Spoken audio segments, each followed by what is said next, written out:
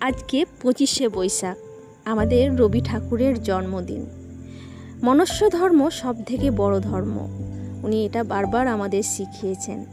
ওনার জন্মজয়ন্তীতে ওনার লেখা ধর্মমোহ কবিতাটি আমি আবৃত্তি করার চেষ্টা করছি। ধর্মের বেশে মোহজারে এসে ধরে, অন্ধ সেজন মারে আর শুধু মরে। নাস্তিক সেও পায়ে বিধাতার বর, ধার্মিকতার করে না আড়ম্বর। শ্রদ্ধা করিয়া জালে বুদ্ধির আলো, শাস্ত্রে মানে না, মানে মানুষের ভালো।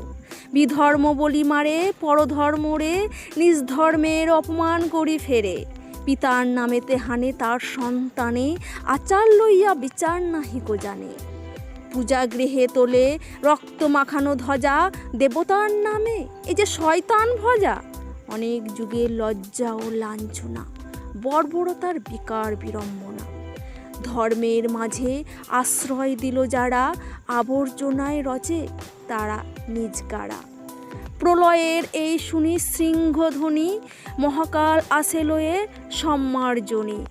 যে দেবে মুক্তি তারে খুঁটি রূপে গাড়া, যে মিলাবে তারে করিল ভেদের খাড়া। যে আনিবে প্রেম অমৃত উৎস হতে, তারি নামে ধরা ভাষায় বিশেষ স্রোতে। তরি ফুটা করি পার হতে গিয়ে ডোবে, তবু এরা কারে অপবাদ দেয় ক্ষোভে। হে ধর্মরাজ ধর্মবিকার নাসি, ধর্মমূঢ়জনেরে বাঁচাও আসি।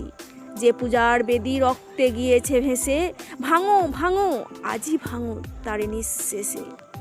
ধর্মকারার প্রাচীরে বজ্র হানো, এ অভাগা দেশে জ্ঞানের আলোক আনো। এ অভাগা দেশে জ্ঞানের আলোক আনো।